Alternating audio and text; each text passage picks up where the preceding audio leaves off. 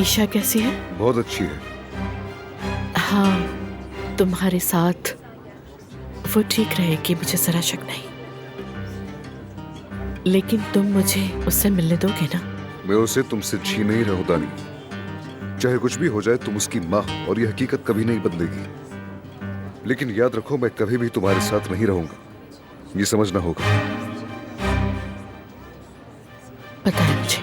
अगर कोई और बात नहीं है तो मैं चलता हूँ। है, एक बहुत अहम बात है जो मुझे तुम्हें बतानी है, जरा सुन लो।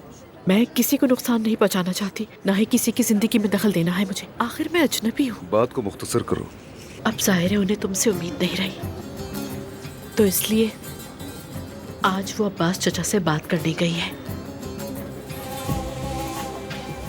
अब्बास चचा से? आखिर वो भी तो दमीर कान है और अब उनके पास वही बचा है। कह रही थी कि अब कोई और रास्ता नहीं।